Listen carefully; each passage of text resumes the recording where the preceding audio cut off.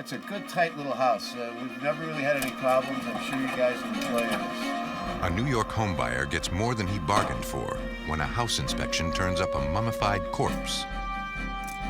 For decades, the crime had gone undiscovered, the victim unmissed, and the killer unpunished. Look at this. Now, investigators face a double mystery: identifying the victim and finding the murderer. In a rural Indiana hospital, a sudden soaring death rate raises critical questions about one of the nurses. It appears a poisoner has joined the staff, but the proof is scant, and building the case will require intensive care. When faith is misplaced, the result can be murder, leading investigators to solve another case of broken trust.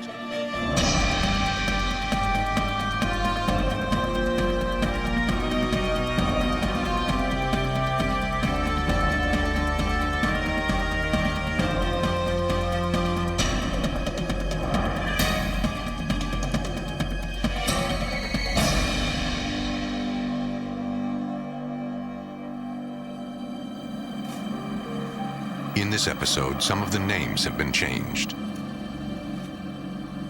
Nassau County, New York, on Long Island, is home to almost 1.5 million people. It's close enough to enjoy the benefits of New York City while maintaining a quiet suburban lifestyle. You can see, no water damage. In the fall of 1999, a new resident made the final walkthrough of the house he was about to purchase. The solid, old structure had weathered more than 50 New York winters. Within its walls, a half-century of history had passed. Some stayed behind. Tucked in the crawl space, a 55-gallon drum sealed tight. According to the seller, it had always been there, too heavy to move. The homeowner assumed it was filled with construction debris. The buyer wanted it gone. I tried to move it a couple of times. It's a heavy sucker. That's gotta go. You can't stay there. Together, they managed to move it to the curb. But the trash collector refused to take it. Its weight exceeded the limit. Hoping to divide the load, the owner attempted to pry off the lid. Rust had made it almost impossible.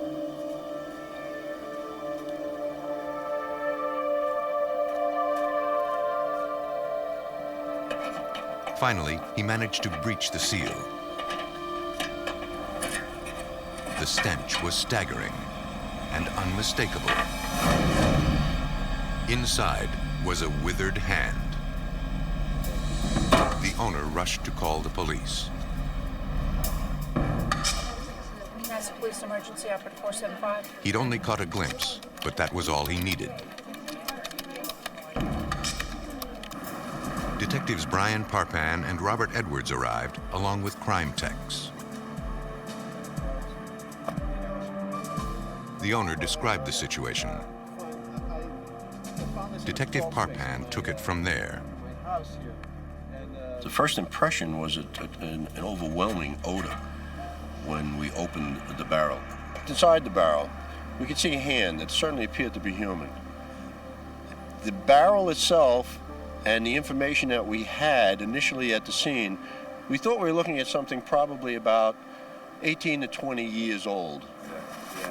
Before the barrel was moved, Detective Parpan ordered it thoroughly photographed, inside and out. Ooh, thanks. Detective Robert Edwards devised his strategy. We closed the barrel up at that time and decided that we were going to take the whole package to the medical examiner's office, where we could do a very in-depth investigation. You know, this is a little unusual. You come to somebody's house, a new owner is coming in to take over, and he looks in a crawl space and he finds a 55-gallon drum. We eventually find out that there's a body in it. Now we want to make sure there's nothing buried in the area around the house before we give it up. When they could find no evidence of any other bodies around the house, the investigation shifted to the medical examiner's office. We can put the others. Investigators processed the contents of the barrel.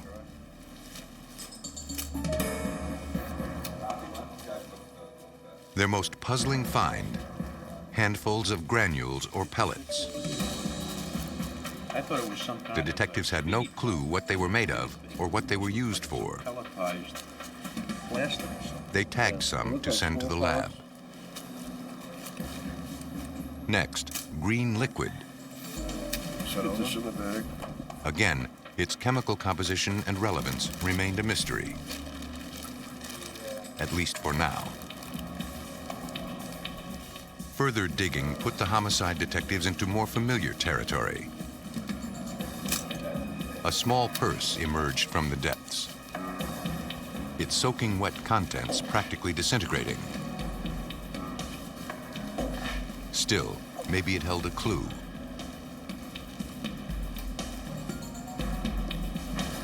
Can you get at it? Yes. And then, the victim. Mummified in the airless, waterlogged tomb. Hiding a secret for so many years. The body concealed more peculiar objects underneath. We'll save them in there. The single stem of a plastic flower, Not sure what this is. Plastic. a locket with an inscription, Can you see anything on it? to Patrice from Uncle Phil, suggesting the victim was female.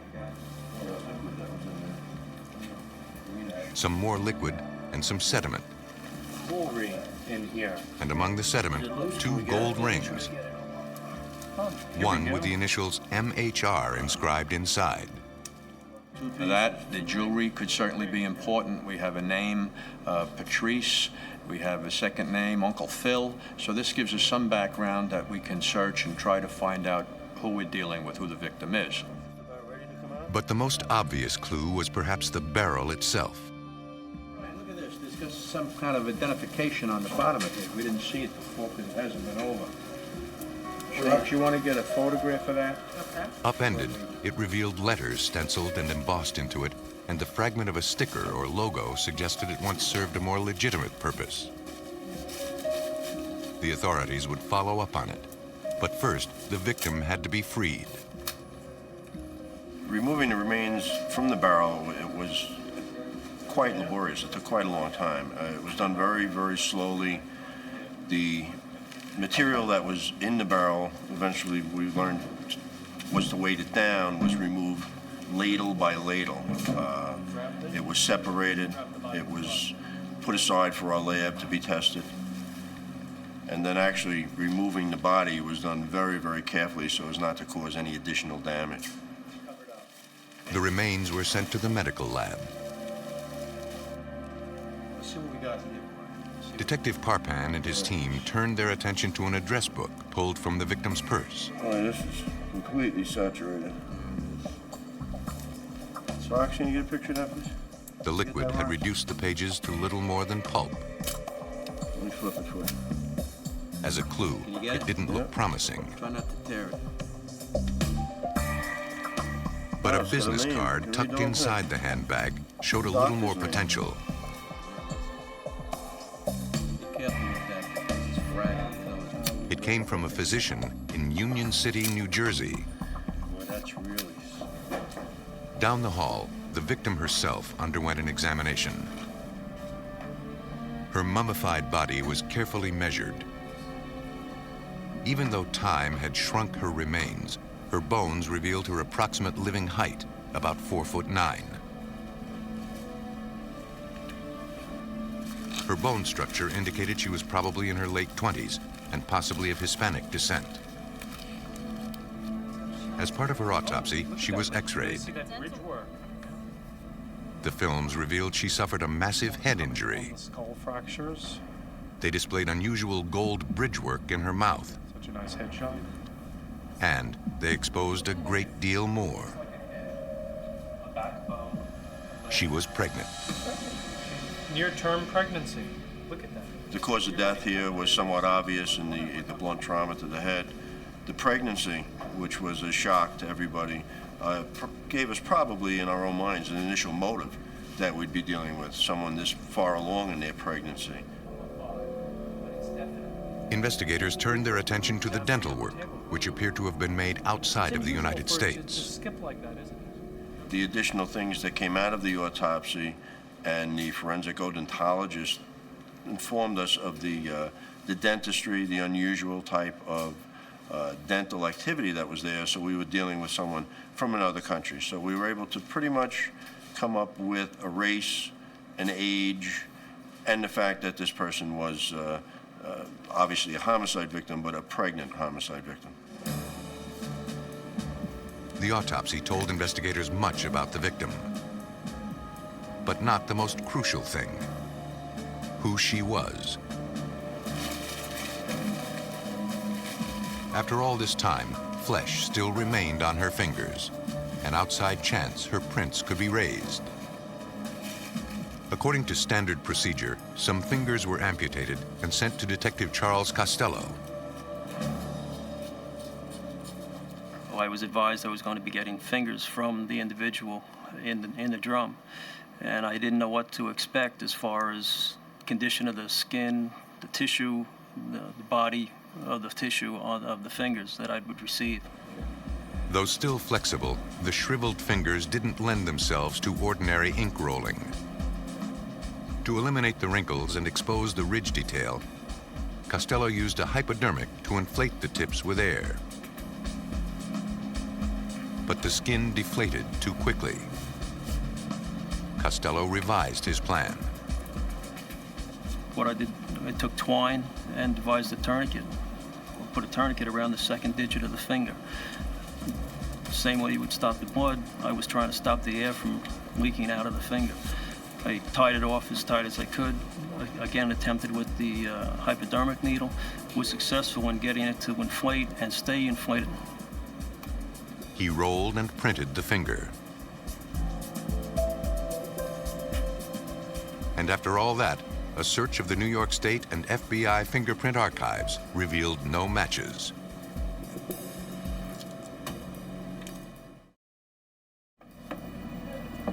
It's been said that you can tell a person by the company she keeps, and that is what investigators were counting on.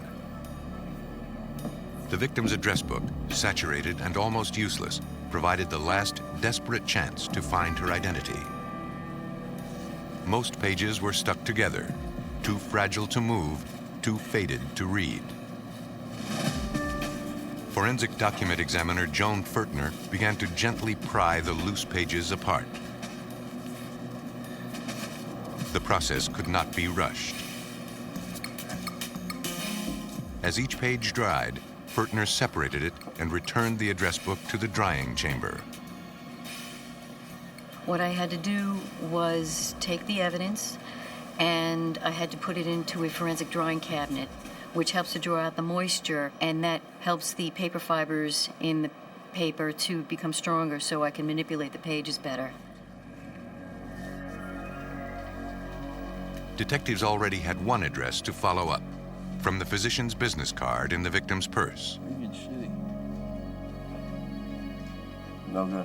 Non-working number. The number had been disconnected. Let's check the book. Book on Jersey? Got the Jersey book right here. Must have known we needed it right on top. A New Jersey phone book provided a physician of the same name at a different address. Detectives were dispatched. Yes, we'd like to talk about. They learned the doctor had long since passed away. Do you mind coming with me? I can answer your questions on. His daughter had taken over the practice, but had only kept records for 5 years. I'm not sure if I'd be able to help you. Even if the victim had once been a patient 20 years ago. Today, it was as if she had never existed. And that meant that someone had gotten away with murder. In New York, detectives Brian Parpan and Robert Edwards chased a phantom.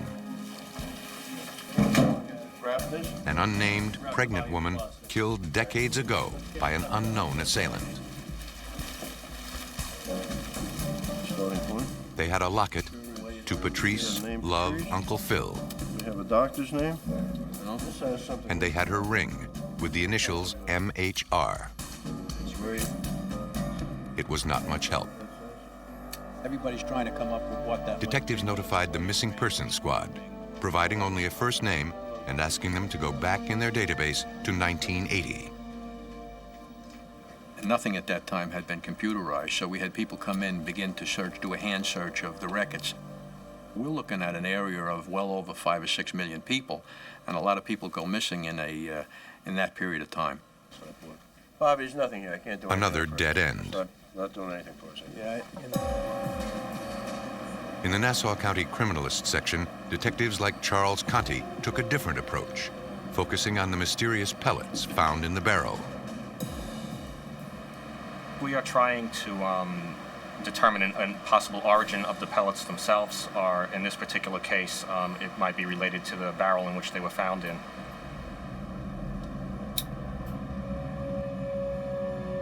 The pellets burned, giving off the unmistakable smell of plastic. A chemical analysis determined they were polystyrene, used to manufacture common household objects.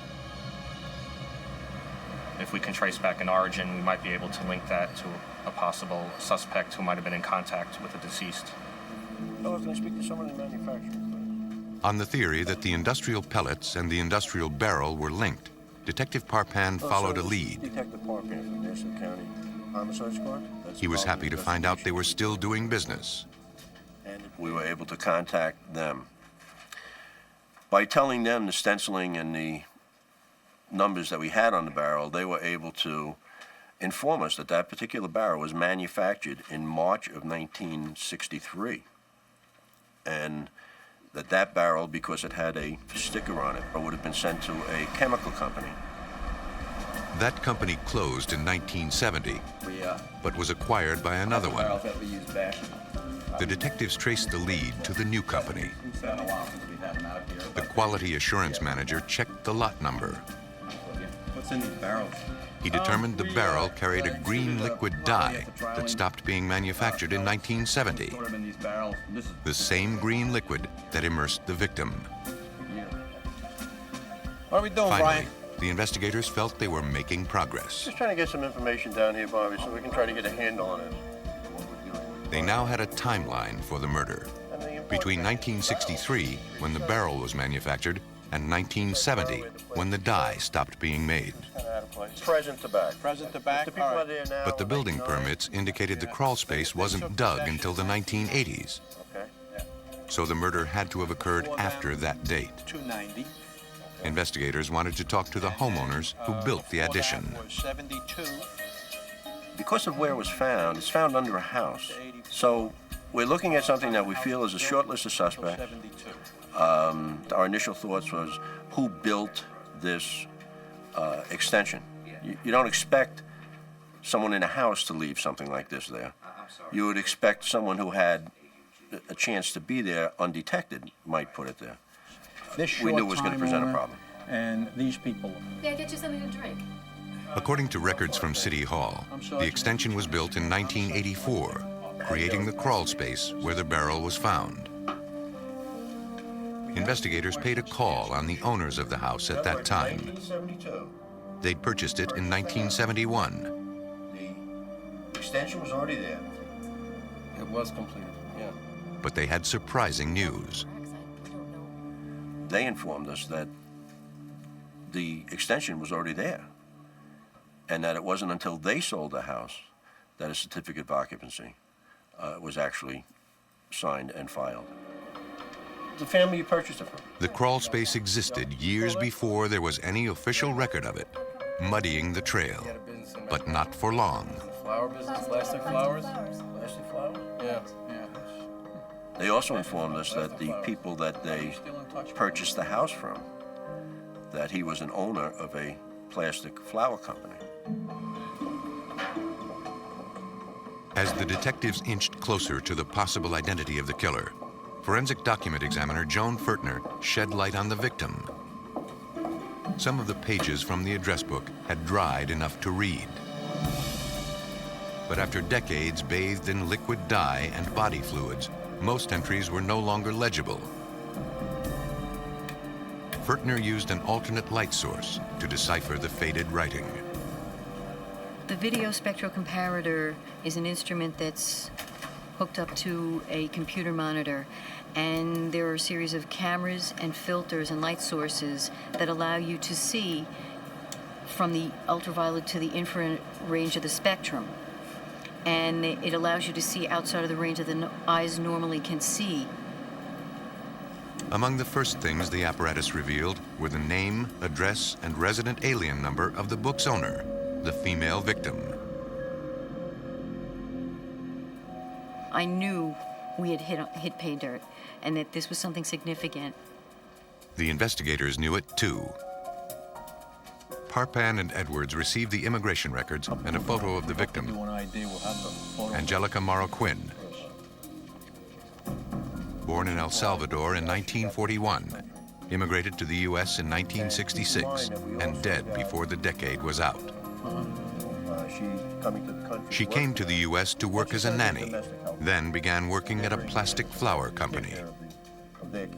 Based on the work that we did in the city to get information on Melrose Flower, we were able to identify who the owners of Melrose Flower were.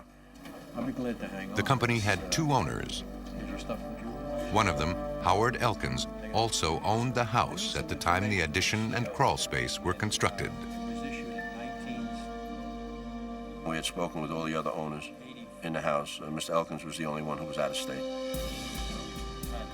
Howard Elkins, the homeowner when the crawl space was dug, had become the prime suspect in the murder of Angelica Marroquin. We're going to check this whole area. But the gap between suspicion and final justice can loom large. And investigators still had miles to go. Investigators had given a name and a face to an anonymous murder victim. Now they followed the trail of her killer. Before confronting their prime suspect, Howard Elkins, New York detectives Brian Parpan and Robert Edwards traveled to Florida to speak with his former business partner. He recognized photos of the barrel and said the company used to receive dye in them. Matter of fact, And it contained Then, dyes. Detective Parpan asked him about Howard Elkins. And now that in itself was not unusual. He was aware that Mr. Elkins had had an affair while he was working at Melrose Plastic and Flower Company. He had no information on it, but he knew that he had an affair, and he also knew that Mr. Elkins' wife and father-in-law had found out about it. The affair was with one of the employees, a petite Hispanic woman with long dark hair and gold bridgework. What do you mean gone? He didn't know much about her. she never just showed up for work. One day, she stopped coming to work. Well, ladies that come for work for... He recalled that a short time after the woman stopped coming to work, he took a phone message for Howard Elkins. My former partner, so... I don't It was a landlord in Hoboken, New Jersey. No, I didn't really care what He wanted to know if Mr. Elkins wanted to keep the apartment. A few days later, The woman no longer lived there. company, and he showed up... The partner gave the message to Elkins, and the next day saw him come to work with his car filled with boxes and a television set. The detectives were now absolutely convinced Elkins was their man. The description that the business partner gives of this particular person, even though we're dealing with a mummified body, is exactly what we're looking at when we remove the body from the barrel. Have a seat. Armed with the information, but revealing none of it, the investigator spoke with Howard Elkins himself. But did you ever have an affair? Were you with anybody? He invited us in, and it was almost like a game. He knew we knew, we knew he knew, we knew. He was trying to find out information from us, and we were trying to find out information from him. But he gave up nothing. Elkins denied he'd ever seen that type of barrel. Construction jobs, workers, and... I'm sorry, I know nothing about those. Mr. Elkins, you're going to tell us you've never seen a barrel like that before. He remained poised and indifferent. And we believe you're involved. The investigators wouldn't relent. I know where that barrel came from. I know where it's manufactured. We didn't pussyfoot with him at all. I mean, we told him that, as far as we're concerned, you killed this girl. Excuse me, gentlemen, I have a call. Hello? His wife phoned. Yeah, I'm sorry. I can't talk now. We'll talk about it. Elkin spoke with her for a few moments, then asked the detectives to leave. General, I'm sorry. I really have nothing else to say. I can't talk anymore. I'd appreciate it if you'd leave right now. They asked him to provide a DNA sample, My home. I have nothing to say. but he declined. I'll tell you what. We're going to leave. We're going to leave because you asked us to. But we're coming back. I stood right in front of him, and I said, Mr. Elkins, we're leaving. I want you to know something. We're going to get a court order. And I'm going to get a court order for your blood.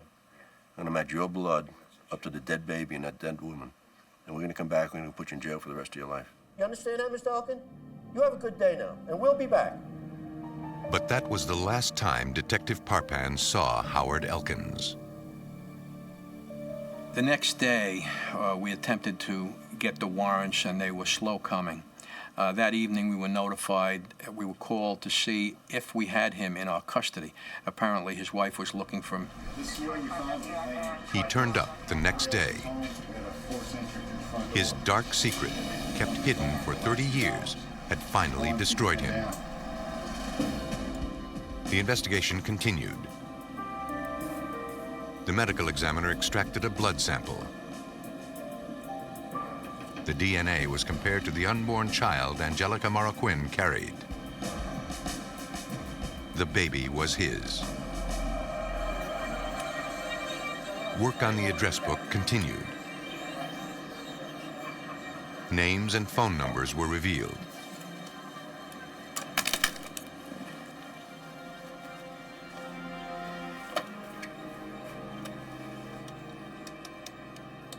After 30 years, none worked, except one.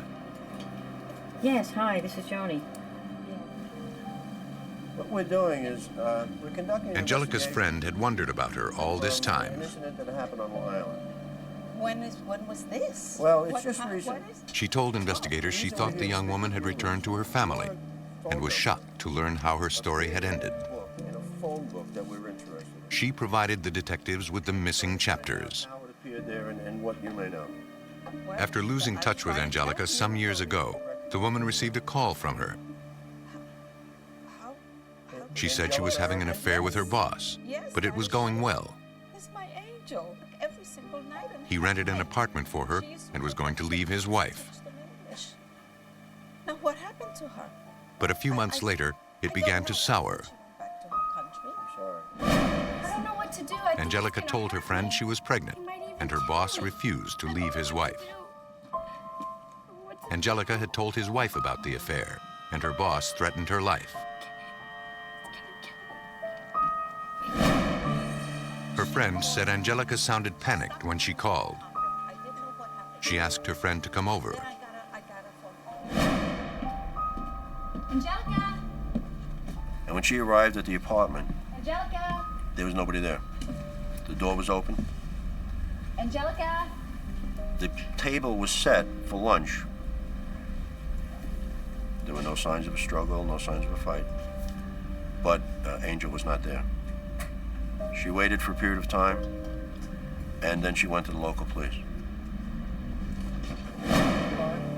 Yes? It was too soon to file a missing persons report. He was married. That was the last anyone had seen of Angelica Marroquin. But you know, she said he treated her so well. Investigators surmised between the time the friend spoke to Angelica on the phone and the time she arrived at the apartment, Elkins had shown up and ended her life. Killers often turn against those they love, leaving behind traces of their callous ways. Others prey upon those who empower them with blind trust. Clinton, Indiana, a small town of 5,000 people. But in 1995, that number started declining, suspiciously.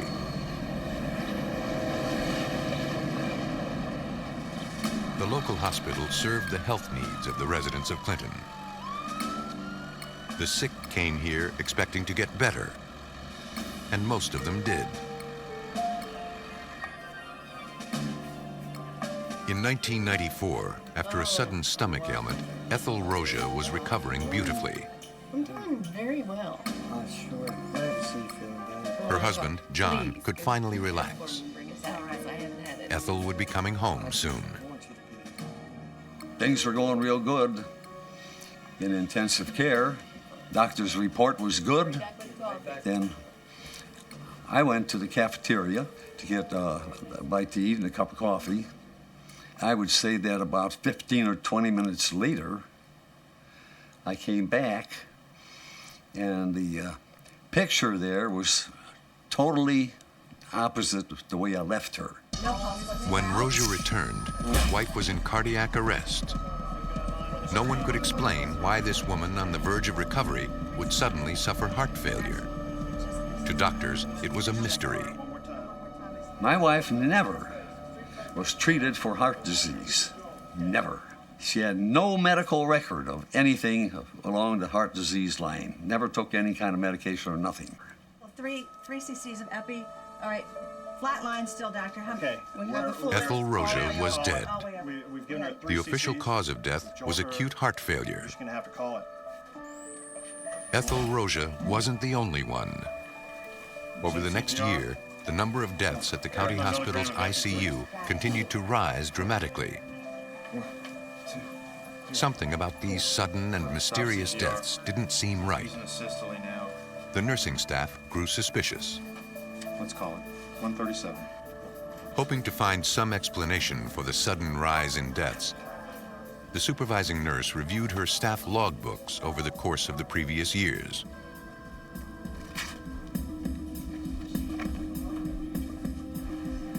Some disturbing patterns emerged. Between 1993 and 1994, the death rate more than tripled from the previous years. In those 2 years, they recorded 102 deaths. Many were elderly, but a troubling fact emerged. Nearly all were improving before their sudden demise.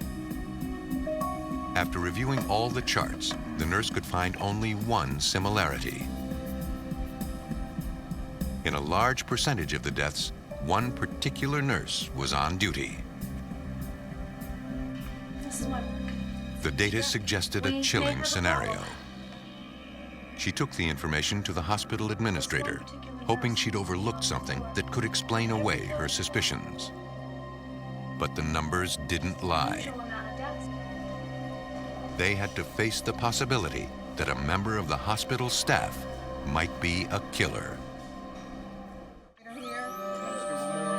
Patients at a small Indiana hospital were dying at an alarming rate. And it looked like their deaths were no accident. Just check the heart one more time. The awful realization climbed up the chain of command at the county hospital. They called Indiana State Police investigator Frank Turchi. Detective Turchi. In March of 1995, I was contacted by the chief of police in Clinton, who had been contacted by the hospital attorney. Before we had our first meeting, we had talked to each other about what it could possibly be, and obviously your first thought is theft of drugs, something like that. You don't think of a murder investigation. That was probably the last thing on our mind. Investigators met with the hospital administrators. They told him the accusation centered on one nurse named Orville Lynn Majors. All indications are... At the time, all the hospital staff had to go on were their suspicions. I'm not sure what it means exactly. Since they had no proof of murder, they couldn't even give Turchi the name of a single victim. In a normal investigation, you want to try to find out who did it. Like it's a whodunit type thing. But in this case, it was totally in reverse. I felt like we had a very good suspect, but we had to figure out who he killed and how he killed them. Turchi requested a meeting with the nurse, Orville Lynn Majors. He wanted to talk with him before the hospital tipped him off he was under investigation. Turchi was too late. They had suspended him, and that he had already had a lawyer contact them, so we knew that it was going to be very difficult. That was probably the first stumbling point in the investigation. The next stumbling point was the mountains of technical data Turchi and his colleagues had to collate. If hospital patients were being murdered, then the proof was buried somewhere in this mountain of records. There were shorthand type nurses' notes that meant something to them. To us, it meant absolutely nothing. So we had to be totally educated on medical terminology and deciphering medical records. At this crucial preliminary phase of the investigation, every detail mattered, whether it pertained to Orville Lynn Majors or not. He was either going to be a suspect or he wasn't. But at the beginning, he looked like a pretty good suspect. But we wanted to be very open-minded with that, and I wanted to, it was very important to me that we eliminate any possibility other than him. Word of the investigation leaked to the media. Turchi feared the publicity would hurt the investigation. But the angel of death stories offered a mixed blessing. It made people aware that something had happened, possibly, and these people began contacting all their local law enforcement agencies saying, you know, when my wife or mother or husband, grandmother, whoever it was, died in that intensive care unit, we saw something that at the time we thought looked odd, maybe suspicious, but the last thing you think of is that nurse caring for your family member is killing them. Okay, so we talked a little bit on the phone. Turchi followed up on the messages he received from people who had lost loved ones at the hospital. A woman recalled Nurse Orville Majors injecting something into her mother's IV immediately before she died. Before it was her medication. The woman's death fit the pattern. The patient's health was improving up until the point she suffered cardiac arrest. He started to leave the room. Over and over again, investigators kept hearing similar stories of mysterious injections with fatal results. That's what got the case off and running, full speed, and at that point in time, we knew as investigators we had a real serious problem going on, and most likely a homicide investigation.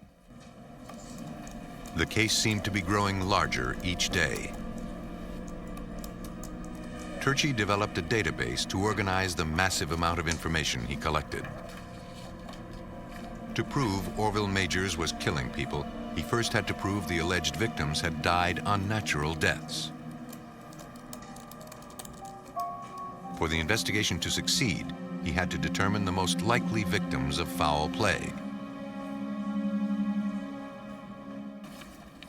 To help decipher the medical records, Turchi assembled a team of specialists, including Dr. Michael Ollinger, an expert in emergency medical care. He compared the suspicious deaths against the records of patients who died under less questionable circumstances. The suspicious deaths stood out. In each case, death suddenly struck a recovering patient. We were, in fact, becoming medical detectives. We were looking at these cases, trying to determine, was this an unnatural or unexpected type of an event? Investigators continued their fact-finding. They sought to gather all they could about Orville Majors and any other potential suspects. So we interviewed nurses, doctors, healthcare people from every facet of the hospital, nutritionists, janitorial people, anyone that could have gotten in that intensive care unit, and either look at them as possible suspects or totally eliminate them. But it always came back to Majors. One nurse reported seeing him inject a patient who died almost instantly. Dr. Ollinger instructed the investigators to chart the deaths based on their level of suspicion. They needed to link Majors to each death. Turchi took the most suspicious cases to Special Deputy Prosecutor Greg Carter. Carter remained unconvinced. I know there are a lot of variables at work there, and that in order to charge and convict someone of a criminal act, you have to prove them guilty beyond a reasonable doubt. So the associations or patterns in and of themselves didn't really cause me to leap to any conclusions. That's a real problem. I mean, this hospital had virtually no record keeping. In order to bring criminal charges against Orville Lynn Majors, the prosecutor required some forensic proof of poisoning. We knew that if we could find a toxin in the autopsy, that would be a very huge step in coming up with a smoking gun, but that in itself wouldn't necessarily be the smoking gun. We knew that we had to somehow link that toxin to our suspect. What do you know anything else? Do you know any First things first. Turchi had to find the toxin, and that meant exhumation. Turchi began the delicate job of asking survivors for permission to dig up their loved ones for autopsy. I should say that we're going to have to exhume her body and do an autopsy. If the evidence existed, it was buried with the victims. We will stay in contact. It was a very difficult time for them, obviously, and for us also. I think that the families that the investigators dealt with knew that they were doing the very best they could to try to solve this case and find out why their family member died. Finally, the autopsies commenced. The medical examiner looked for a variety of toxins and found absolutely nothing. When they did the first 2 or 3 autopsies and they never came up with an obvious cause of death or a toxin, we were disappointed. Then it became apparent to us that it was unusual in the fact that they were finding no obvious cause of death. It was a new way to think about the case. The fact that nothing suspicious was found provided grounds for suspicion. In fact, it could be their biggest clue so far. Dr. Ollinger examined the EKG readings from the deceased patients to find a common pattern. The pattern that we recognized was many of these patients that died, they would die from a sudden loss of heart activity. Their heart would be beating fine, and all of a sudden, over a matter of less than a minute, they would get a widening of their heart rhythm and then just flatline. Dr. Ollinger reasoned whatever substance caused patients to die like that must also occur naturally in the body. That is why it wouldn't stand out in the autopsy. It would let the killer pass unnoticed. It would be the perfect poison. In Indiana, hospital patients were dying mysteriously. Investigators suspected poison. The medical investigators researched toxins that would kill quickly and leave no trace. Dr. Michael Ollinger knew of a compound that would work like that: potassium chloride. Potassium chloride could kill a healthy person, and so it wasn't unexpected that if potassium chloride was given to these patients, it would result in the types of deaths that we were seeing, which was a sudden loss of electrical activity of the heart. To test his theory and build the case, Ollinger suggested investigator Turchi bring a toxicologist and a heart specialist aboard. He brought in medical toxicologist Dr. Brent Furby to lend his expertise.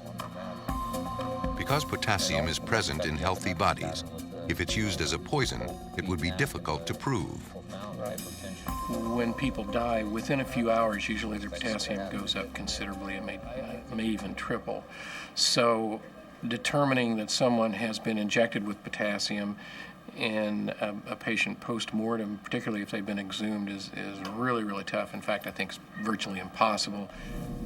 The healthy heart uses potassium to control its rhythm. Too much potassium overwhelms the organ, causing it simply to stop. And though the presence of post-mortem potassium would prove nothing, a victim of potassium poisoning would show telltale signs of the toxin.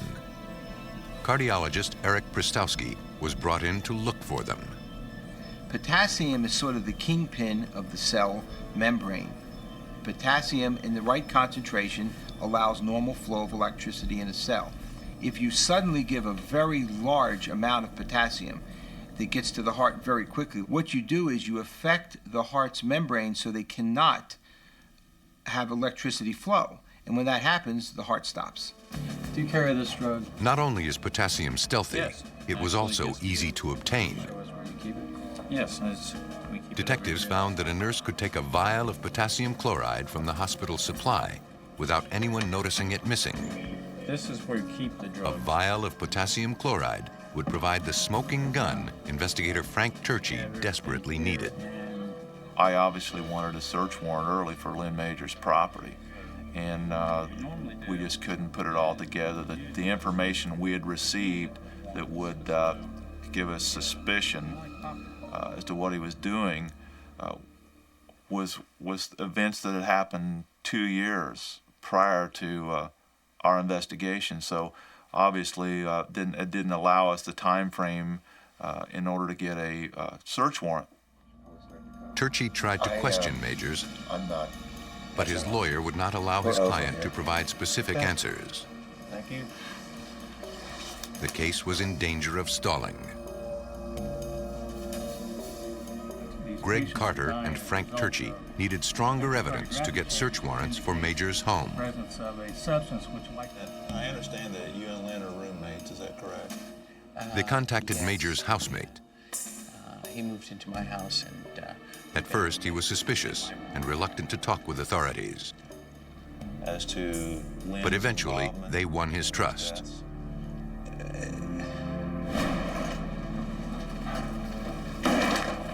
He owned the house that he and Majors lived in.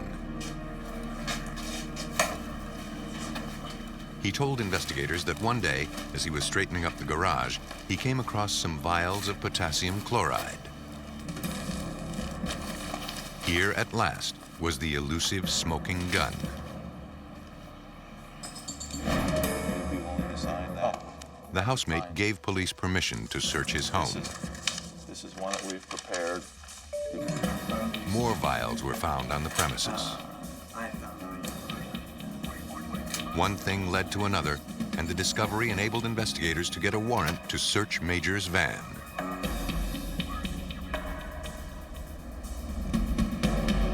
More vials turned up. They were processed as evidence. Frank? Now that they had linked Majors to potassium chloride, they had to rule out any other possible causes of death. Many of the patients died of heart disease. But now that poisoning was suspected, cardiologist Bruce Waller was called in to autopsy the hearts to find evidence of that disease.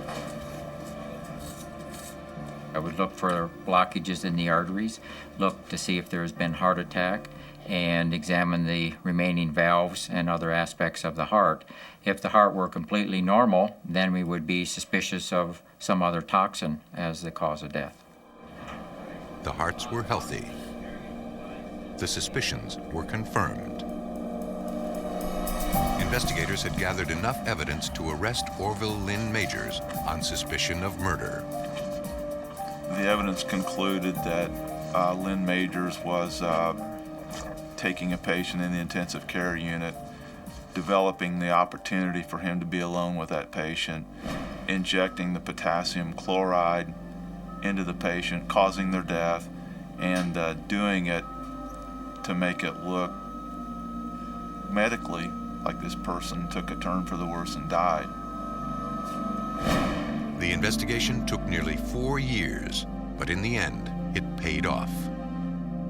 Orville Lynn Majors was convicted and sentenced to 360 years in prison. There is no deceit colder than a trust that is betrayed.